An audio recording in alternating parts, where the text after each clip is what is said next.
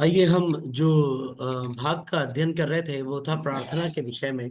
जब हम दूसरों के लिए प्रार्थना करते हैं उसके विषय में अध्ययन कर रहे थे। पिछले कुछ सप्ताहों से मैं जुड़ नहीं पा रहा था, या तो यात्रा के कारण या अन्य किसी चीजों के कारण। एक बार तो प्रे फॉर इंडिया का भी वो मीटिंग था जिस कारण से हम लोग जुड़ नहीं पाए थे।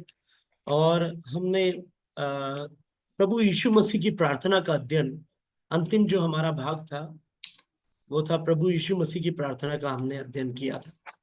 उसी भाग को समाप्ति की ओर ले जाने का प्रयास आज मैं करना चाह रहा था, पर अभी जो समय बचा हुआ है उसमें जितना भाग करने के लिए परमेश्वर हमें सहायता करता है उतना करते हुए फिर अगले भाग में जाते हुए हम इस विषय को अंतिम भाग तक पहुंचाने का प्रयास करेंगे। परमेश्वर हमारी सहायता करे।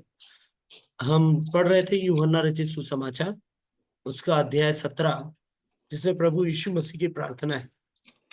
और हमने उस बार भी अध्ययन किया था कि इस प्रार्थना को हम अलग अलग भागों में बांट करके प्रभु के हृदय को समझ सकते हैं कि प्रार्थना करते समय उसका हृदय किन बातों पे लगा हुआ है।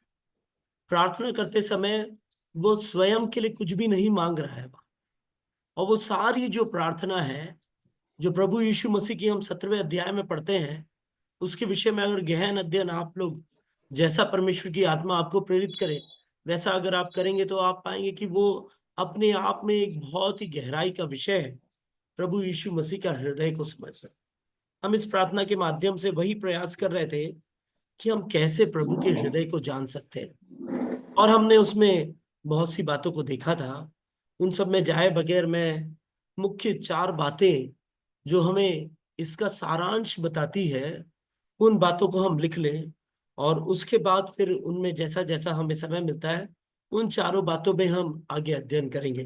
पहला है, प्रभु यीशु मसीह का मन यह था कि वह चाहता था कि जो कलीसिया है वो परमेश्वर की महिमा को जाने। प्रभु यीशु मसीह का मन यह था कि कलीसिया परमेश्वर की महिमा को जाने। 22वां और 24वां वचन कोई भी भाई उसे कृपया पढ़ लीजिएगा। 17वां अध्याय यूहन्ना, और उसका 22 और 24। जी। वह महिमा जो तूने मुझे दी, मैंने उन्हें दी है कि वे वैसे ही एक हों जैसे कि हम एक हैं।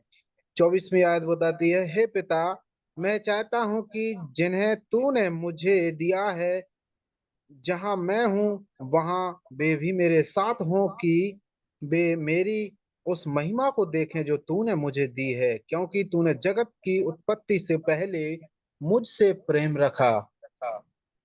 देखिए, ये पहला भाग है हमारा, जहां पर में कि हम ये पढ़ेंगे, प्रभु का मन था कि कलीसिया, विश्वासी, उनके चेले परमेश्वर की महिमा को देखें। ये पहली बात।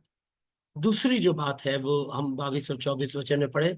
दूसरी बात यह थी कि प्रभु यीशु मसीह का मन यह था कि कलीसिया परमेश्वर के वचन के अनुसार ही चले।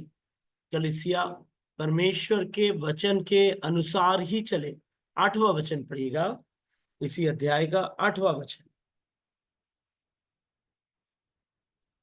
क्योंकि जो बातें तूने मुझे पहुंचा दी, मैंने उन्हें उनको पहुंचा दिया और उन्होंने उनको ग्रहण किया और सच सच जान लिया कि मैं तेरी ओर से निकला हूँ, और प्रतीति कर ली कि तू ही ने मुझे भेजा। यहाँ पर मैं परमेश्वर वचन के विषय में कहते हैं, प्रभु यीशु मसीह, जो वचन तूने मुझे दिया था वो मैंने उन्हें दे दिया है। प्रभु चाहते हैं कि हम उसके दिए हुए वचन को ग्रहण करके उसके अनुसार चले। उसी वचन के देहधारी होने को ही प्रभु यीशु मसीह को कहा गया है। तो प्रभु यह चाहते हैं कि हम परमेश्वर के वचन के अनुयायी बन जाएं। तीसरी बात है, परमेश्वर यह चाहते हैं कि कलीसिया परमेश्वर के प्रेम में एकजुट हो जाए, अलग अलग भागों में न बटे, उसमें विवाद न हो, उसमें फूट न पड़ जाए, पर एकता में रहे। कलीसिया परमेश्वर के प्रेम में एकजुट हो जाए। इसके लिए हम वचन 17 और 18, वचन 17 और 18। सत्य के द्वारा उन्हें पवित्र कर, तेरा वचन सत्य है। जैसे तूने मुझे जगत में से जैसे तूने मुझे सॉरी भाई, जगत सॉरी में। सॉरी, अगले पार्ट का मैंने बोल दिया, वो वचन 22 और 23 है ब्रदर, सॉरी। इससे मत देना। जी जी, सेम अध्याय, 17वां अध्याय। ओके। वह महिमा जो तूने मुझे दी, मैंने उन्हें दी है, कि वे वैसे ही एक हों जैसे कि हम एक हैं। 23वें वचन में लिखा है, मैं उनमें और तू मुझ में, कि वे सिद्ध होकर एक हो जाएं, और संसार जाने कि तू ही ने मुझे भेजा, और जैसा तूने मुझसे प्रेम रखा वैसा ही उनसे प्रेम रखा। यहाँ पर मैं प्रेम रखना और एक हो जाना, उसके विषय में प्रार्थना कर रहे हैं परमेश्वर। प्रभु यीशु मसीह भाई प्रार्थना कर रहे हैं। तो उनकी जो इच्छा थी, मन की इच्छा जो थी, जिसके लिए वो निवेदन के साथ पिता के सम्मुख जा रहे थे, उसमें तीसरी इच्छा है कि हम कलीसिया जो है परमेश्वर के प्रेम में एक हो जाए, है ना। वचन 22 और 23। इसके बाद का जो उनकी इच्छा थी वो है कि कलीसिया जो है परमेश्वर के सेवा के कार्य में आगे बढ़ते जाए। वो था वचन 17 और 18। मैं पहले गलती से पहले वो वचन कह गया, मैं पढ़ता हूं वो 17 18। सत्य के द्वारा तू उन्हें पवित्र कर, तेरा वचन सत्य है। जैसे तूने मुझे जगत में भेजा, वैसे ही मैंने भी उन्हें जगत में भेजा है। जो कार्य प्रभु यीशु मसीह इस जगत में करने में आया था, सत्य के द्वारा, वचन के द्वारा, वही कार्य प्रभु ने कलीसिया को भी सौंपा है। परमेश्वर की इच्छा है, उनका मन यह है, उनकी प्रार्थना कलीसिया के लिए यह है कि हम भी उस सत्य को ग्रहण करके दूसरों में उस सत्य को बांटे। कलीसिया के लिए परमेश्वर की चौथी प्रार्थना वो है। पांचवी प्रार्थना जो कलीसिया के लिए परमेश्वर की है, वो हम 13वें वचन में पाते हैं। 13वां वचन पढ़िएगा, 13वां वचन। परंतु अब मैं तेरे पास आता हूँ और ये बातें जगत में कहता हूँ कि वे मेरा आनंद अपने में पूरा पाएं। उनकी प्रार्थना यह थी कि कलीसिया प्रभु यीशु मसीह में आनंद पाए, मेरा और आपका आनंद पूरा हो जाए। आज मेरा और आपका आनंद अधूरा है। प्रभु यीशु मसीह यह चाहते हैं कि जब हम उसकी महिमा को देखें, जब हम उसके सत्य को जाने, जब हम प्रेम से एक दूसरे के साथ में एकजुट होकर के रहें, और जब कलीसिया परमेश्वर के दिए हुए मिशन को, उसके दी हुई सेवकाई को प्रेम पूर्वक पूरा करे सत्यता के साथ, तब फिर मसीह में रहते हुए हमारा आनंद पूरा हो जाएगा। जब मसीह पिता से बात करता है, उसका आनंद पूरा हो जाता है। मैं और आप जब पिता को पूरी तरह से जान जाएंगे, कलीसिया जब पूरी तरह से पिता को पहचान जाएगी, उस उद्देश्य को पूरा करने में लगी रहेगी, तब हमारा आनंद यीशु मसीह में पूरा हो जाएगा।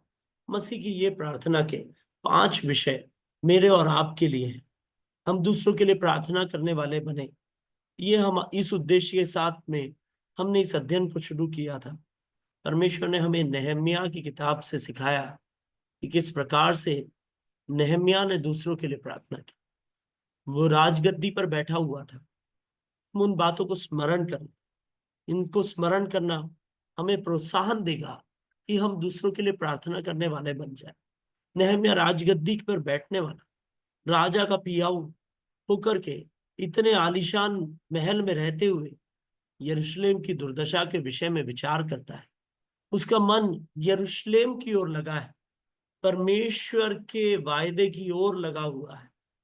क्या हम भी अपने जीवनों में परमेश्वर के वायदों को इतना गंभीर लेते हुए क्या परमेश्वर के लिए इंतजार करते हैं क्या? क्या उसके लिए हमारा हृदय बोझ से भरा हुआ होता है क्या? तो कलीसिया में अन्य लोगों के आत्मिक उन्नति के लिए हमारा हृदय बोझ से भरा हुआ होता है क्या? क्या हम उनकी दुर्दशा में जाके उनका हालचाल पूछते हैं क्या? उनकी दुर्दशा जानते हैं क्या? नेहम्याह की तरह मन रखते हुए उनके लिए प्रार्थना करते हैं क्या? निरंतर गिड़गिड़ाते हुए उपवास के साथ में भारी हृदय से परमेश्वर के ओर टकटकी लगाए हुए, और जब प्रार्थना का उत्तर मिल जाता है तो वो उस कार्य को पूरा भी करने का प्रयास करता है। नहम्याह, यहोशापात राजा के जीवन से हमने सीखा था कि जब ऐसी जगह से विपत्ति आ गई जिस जगह से विपत्ति आएगी करके उन्होंने कभी सोचा भी नहीं था।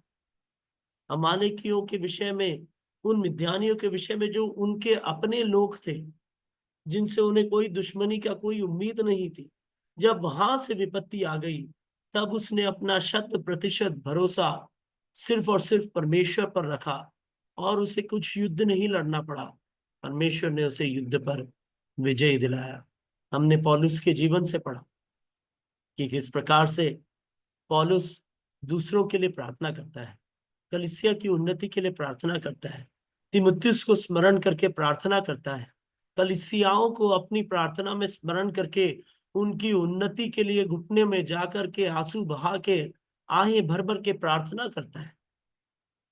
हमारा हृदय इन सारी चीजों से इस तरह से प्रोत्साहित होने पाए कि हम स्वयं के लिए भी वैसी ही प्रार्थना करने वाले बन जाएं और साथ ही साथ दूसरों के लिए भी, परमेश्वर की सेवा के कार्य में लगे हुए सेवकों के लिए, उनके परिवारों के लिए, उनकी आवश्यकताओं के लिए, उनकी परेशानियों के लिए, सताओं से उन्हें बचाए जाने के लिए, अन्य उन विश्वासियों के लिए जो दिन प्रतिदिन सताए जाते हैं अपने घरों में, अपनी कलीसियाओं में, अपने समुदाय में, जो परेशान है, जो बीमार है, उनके लिए हम प्रार्थना करने वाले बन जाए। एक बहुत बड़े बोझ के साथ में इस कार्य को करने के लिए परमेश्वर हमें प्रेरणा देता है। और इससे बड़ा आदर्श और क्या हो हमारे जीवन में। हमारा प्रभु यीशु मसीह स्वयं दूसरों के लिए भारी हृदय के साथ प्रार्थना करता है। ये उसकी अंतिम समय की प्रार्थनाओं में से एक है। हमने गेत्सेमने के प्रार्थना का भी एक बार कुछ भागों के साथ में जोड़ करके अध्ययन किया था। वहां भी प्रभु अपने लिए प्रार्थना करता है कि हो सके तो यह घड़ी मेरी टल जाए। वो प्रार्थना करता है अपने लिए, पर जैसे ही उसे वो बात को स्मरण आता है कि अगर यह घड़ी टल जाए और मेरे ऊपर से ये दुख दर्द हट जाए, तो इस जगत का उद्धार कैसे होगा। मेरे और आपके पाप का बोझ उसके हृदय में उसी क्षण आ जाता है। और जब वो प्रेमी परमेश्वर अपने प्रेम का प्रदर्शन करते हुए मेरे और आपको अपनी उस प्रार्थना में स्मरण करते हुए ठीक उसी समय परमेश्वर से यह विनती करते हैं कि प्रभु मेरी नहीं पर तेरी इच्छा मेरे जीवन में पूरी हो जाए। हमने अपने प्रभु को अगर अपने जीवन का आदर्श माना है, तो हम प्रभु से यह सीखे कि हम दूसरों के लिए बोझ रख करके प्रार्थना करने वाले बन जाए। अपने जीवन में स्वयं के लिए जो प्रार्थना करें, तो वो प्रार्थनाएं ऐसी हो कि प्रभु मेरे में इस उन्नति से औरों को भी लाभ हो, स्वयं के लाभ के लिए नहीं।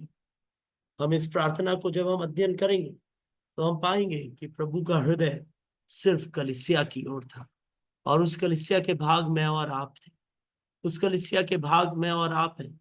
और परमेश्वर के मन की इच्छा को अगर जानेंगे इन 5 विषयों के द्वारा, तो मैं और आप समझ पाएंगे कि हमें अच्छा मसीही जीवन जीने के लिए कौन सी 5 चीजों को अपने जीवन में रखना है। परमेश्वर का मन मेरे और आपके लिए क्या चाहता है। प्रभु तू मुझसे क्या चाहता है। ये सवाल अगर हम अपने आप से पूछते रहते हैं, बार बार घुटनों में जाकर के हम बोलते हैं, प्रभु तू मुझसे क्या चाहता है, मुझे बता। यूहन्ना रचित सुसमाचार 17वां अध्याय हमें 5 ऐसी वस्तुएं बताता है जो प्रभु चाहता है कि मेरे और आपके विश्वासी जीवन में हो। उसमें से पहली चीज, बहुत गंभीर बात, बहुत गहराई की बात, परमेश्वर के बहुत करीब आने की एक बात है, जो कि है प्रभु यह चाहता है कि कलीसिया कलीसिया का हर एक सदस्य, हर एक विश्वासी, आज सुनने वाला हर एक जन उसकी महिमा को पहचाने। प्रभु यह चाहता है कि उसकी महिमा को हम पहचाने।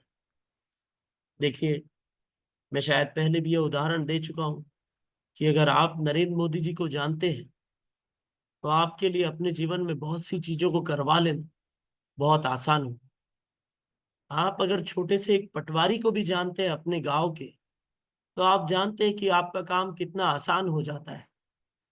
अगर आप हमारे उस परमेश्वर को, जो सारे ब्रह्मांड का सृष्टि करता है, जिसके बोलने मात्र से हर एक चीज की सृष्टि हो जाती है, जो मेरा और आपका सृष्टि करता है, जो मेरे और आपका उद्धार करता है, जिसके पास आकाश का और पृथ्वी का सारा अधिकार है, स्वर्ग और पृथ्वी का सारा अधिकार है। आकाश और पृथ्वी की सारी कुंजियां जिसके पास है, जिसके पास इस सारे संसार का और स्वर्ग का सारा धन का अधिकार जिसके पास है, मेरे और आपके प्राण का अधिकार जिसके पास है, उस परमेश्वर की महिमा को सही मायने में अगर जानेंगे तो हम अपने जीवनों में ये छोटी मोटी चीजों के विषय में विचलित होना, प्रभु से दूर हो जाना, किसी फूट में पड़ जाना, झगड़ों में पड़ जाना, अविश्वास कर बैठना, विश्वास में संदेह ला लेना, इन सारी चीजों से दूर हो जाएंगे। शायद इसीलिए प्रभु प्रार्थना में यही मांगते हैं जो हमने 22वें वचन में पढ़ा। हम एक और बार उस वचन को पढ़ने जा रहे हैं। 17वां अध्याय 22वां वचन, वो ये कहता है, वह महिमा जो तूने मुझे दी मैंने उन्हें दी है कि वैसे ही एक हो जैसे कि हम एक हैं। प्रभु चाहते हैं कि मैं और आप ये जान लें कि जो महिमा प्रभु ने पाई है, जो परमेश्वर की जो महिमा है, वो महिमा प्रभु यीशु मसीह ने मुझे दी है। वही महिमा प्रभु यीशु मसीह ने आपको दी है। क्या हम उस महिमा को पहचान पा रहे हैं क्या? इसका एक और सबूत मैं आपको बताता हूं। हम अगर उत्पत्ति की किताब, उसका पहला अध्याय और उसका वचन 27 है शायद, जिसमें प्रभु परमेश्वर ये कहते हैं कि मैं मनुष्य को अपने स्वरूप में बनाऊंगा, है ना। उत्पत्ति की किताब, उसका पहला अध्याय और वचन तब 24 पर, है। जी बताएं। तब परमेश्वर ने मनुष्य को अपने स्वरूप के अनुसार उत्पन्न किया। अपने ही स्वरूप के अनुसार परमेश्वर ने उसको उत्पन्न किया। नर और नारी करके उसने मनुष्यों की सृष्टि की। देखिए, वहां पर में स्पष्ट लिखा हुआ है, परमेश्वर ने अपने ही स्वरूप में मनुष्य को उत्पन्न किया, कुछ भी अलग नहीं रखा। मैं और आप उस महिमा के भागीदार थे।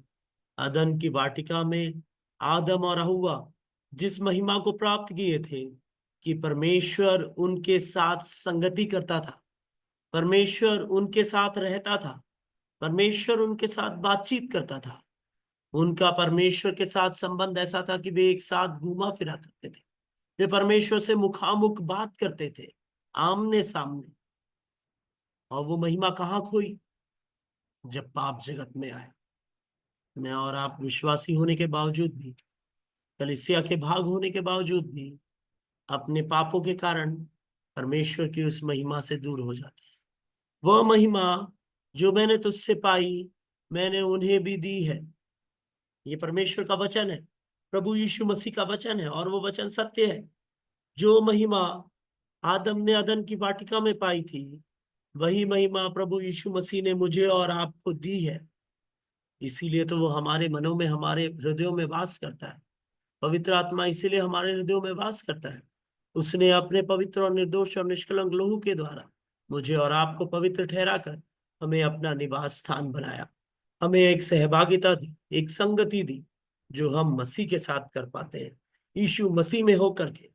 और आगे के वचन में वही लिखा है ना, 22वें वचन में, कि वे वैसे ही एक हो जैसे कि हम एक हैं। हम परमेश्वर से महिमा प्राप्त करके कलीसिया एक हुई है। 24वां वचन, पिता मैं चाहता हूं कि जिन्हें तूने मुझे दिया है, जहां मैं हूं वहां वे भी मेरे साथ हो, कि वे मेरी उस महिमा को देखे जो तूने मुझे दी है, क्योंकि तूने जगत की उत्पत्ति से पहले मुझसे प्रेम रखा। जिससे उसने जगत की उत्पत्ति से पहले प्रेम रखा, उसी को उसने मेरे और आपके लिए दे दिया, ताकि हम उसके द्वारा उस महिमा को प्राप्त कर सके जो परमेश्वर ने अपने लिए रखी थी। परमेश्वर की महिमा। हम पहले भाग को ही आज समाप्त कर पा रहे हैं। मैं और आप इस बात की गंभीरता को समझें कि परमेश्वर की महिमा जो है, जिस महिमा में उसने मनुष्य को रचा, वो महिमा परमेश्वर ने मसीह यीशु के द्वारा मुझे और आपको, आपकी कलीसिया को दी है। हम उस महिमा को पहचाने। परमेश्वर कितना महान है, वो मेरे और आपके जीवनों में कितने अद्भुत कार्य कर चुका है। और भी कितने अद्भुत कार्यों को करने वाला है। इस बात को भूले ना, इस बात को सदैव याद रखें, ताकि आप अपने जीवन में परेशानियों में, शैतान के सताव में, परखे जाने पर डगमगा न जाए, पर उसकी महिमा को थामे रहे, उसके विश्वास में दृढ़ रहे और परमेश्वर के विश्वास में निरंतर बढ़ते जाए। वही मसीह के मन की इच्छा है। मसीह चाहता है कि हम में से हर एक उसकी महिमा को जाने और एक हो जाए। महिमा का अर्थ है परमेश्वर के महात्म का, उसके वो महानता का, उसके वैभव का प्रदर्शन, प्रकटीकरण वो मसीह यीशु में हम पाते हैं। मैं और आप परमेश्वर की महिमा को नहीं जान सकते थे अगर मसीह हमें उस पे प्रकट नहीं करता। जब भी परमेश्वर की उपस्थिति कलीसिया में आती है तो वो कलीसिया के लोगों के आत्मिक उन्नति का कारण हो जाती है। मेरे और आपके जीवन में जिस दिन से मसीह आया है, जिस दिन से परमेश्वर की वो महिमा का अंश आया है, हमारी आत्मिक उन्नति हो गई। हम अपवित्र होते हुए भी परमेश्वर के लिए ग्रहण योग्य बन गए हैं। ये उसकी महिमा का फल है जो मेरे अंदर, आपके अंदर मसीह पर विश्वास करने के द्वारा आया है। मसीह चाहता है कि हम उस महिमा को पहचाने। एक कलीसिया की कीमत इसमें नहीं है कि आपकी कलीसिया कितनी सुंदर भवन है। कलीसिया की सुंदरता बिल्कुल भी इसमें नहीं है कि कलीसिया में कितना अच्छा वचन का प्रचार हो रहा है। कलीसिया की सुंदरता बिल्कुल भी इसमें नहीं है कि कितने लोग उस कलीसिया में इकट्ठा हो रहे हैं। कलीसिया की सुंदरता परमेश्वर की नजरों में तब है जब वो मसीह की महिमा को दूसरों को प्रदर्शित कर पाती है। मेरे प्रियो, मेरे और आपके लिए मसीह की यही इच्छा है कि मसीह की महिमा, परमेश्वर की महिमा जिसमें उसने मुझे और आपको बनाया है, कलीसिया एक होकर के, जिस प्रकार से परमेश्वर और प्रभु यीशु मसीह एक होकर के, परमेश्वर का प्रेम और प्रभु यीशु मसीह का अनुग्रह उस काल्वरी क्रूस पर एक होकर के मेरे और आपको उस महिमा देने का कारण बना, उसी प्रकार से कलीसिया का हर एक विश्वासी उस महिमा को प्राप्त करके, एक होकर के इस संसार को उस महिमा का प्रदर्शन करते हुए, उस महिमा की ओर आकर्षित करके, उस महिमा का भागीदार बनाने का कार्य करता रहे। यही मसीह की इच्छा मेरे और आपसे है। उसकी प्रार्थना का पहला भाग आज हमने अध्ययन किया। परमेश्वर ने यह करने के लिए हमें सहायता किया, इसलिए महान परमेश्वर का धन्यवाद देता हूँ। दतिया की कलीसिया के सभी लोगों का, जिम्मेदार लोगों का, राजेंद्र भाई का, दीपू भाई का, जितेंद्र भाई का, सबका मैं धन्यवाद देता हूँ। और आप सभी सुनने वालों का भी बहुत आयत से धन्यवाद देता हूँ कि इतने धैर्य पूर्वक आप लोगों ने इंतजार किया और परमेश्वर का वचन सुनने के लिए अपना समय निकाला। परमेश्वर आप सबको आशीष दे। आगे अगर परमेश्वर अनुमति देता है तो आने वाले सप्ताहों में हम और भी अधिक इन विषयों में अध्ययन करने का प्रयास करेंगे। परमेश्वर के नाम की महिमा। आमीन।